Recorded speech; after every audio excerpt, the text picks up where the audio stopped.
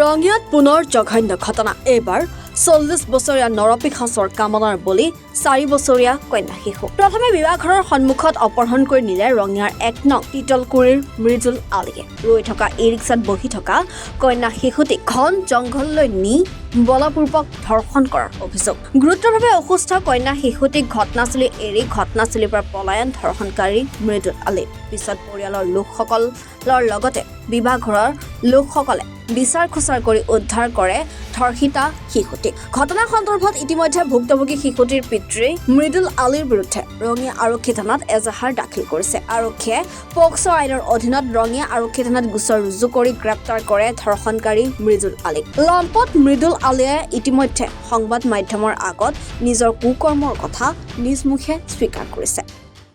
ঘটনাটো মানে আমাৰ গাঁৱত বিয়া এখন চলি আছে। বিয়াখন চলি থকাৰ সেইদিনাখনে দুজনী ছোৱালী বেটাৰী ৰিক্সাত বহি আছিল। বেটাৰী ৰিক্সাত বহি থাকোঁতে তাৰ পৰা উঠাই লৈ যায় সি বলাৎকাৰ কৰে। কি নাম তাৰ? মৃদুল আলী তাৰ নাম। আচ্ছা, সি কি ৰিক্সা চলায় নেকি? নহয়, হাজিৰা কৰে সি। তাৰ ঘৰ বেলেগ কাম কৰে, একে গাঁৱতে মাটিতকুৰি গাঁৱৰে হয়। সেইটো আৰু আপোনালোকে কেছ দিছে? দিছোঁ আৰু যোৱাকালি তাক উঠাই লৈ গৈছে।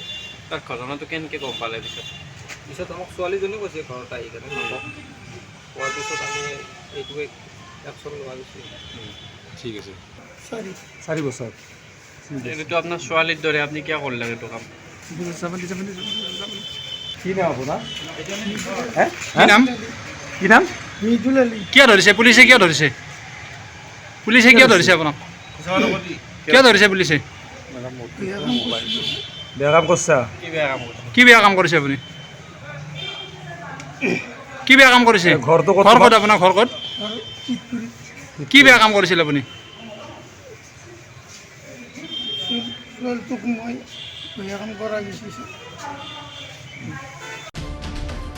ৰঙিয়াৰ পৰা শামছুল হকৰ ৰিপৰ্ট, এনি ভাৰত 24। নমস্কাৰ, মোৰ নাম নিৰুপম শইকীয়া। এনি ভাৰত 24 এটা নতুন অনুষ্ঠান লৈ আহি আছে, জুবিনৰ গানে কি আনে। তাৰ অডিশ্যনসমূহ অসমৰ প্ৰত্যেকটো ডিষ্ট্ৰিক্টত হ'ব আৰু এটা ৰিয়েলিটি শ্ব' হয়। আপোনালোকে দিয়া ফোন নম্বৰ যোগাযোগ কৰিব পাৰে আৰু আপোনালোকৰ ওচৰলৈ এনেও গৈ আছে তেওঁলোক, আৰু আশাবাদী যে আপোনালোকে এই অনুষ্ঠানটোত ভাগ ল'ব আৰু আশা থাকিল যে আমি খুব সুন্দৰ সুন্দৰ গায়ক দেখিবলৈ পাম। ধন্যবাদ।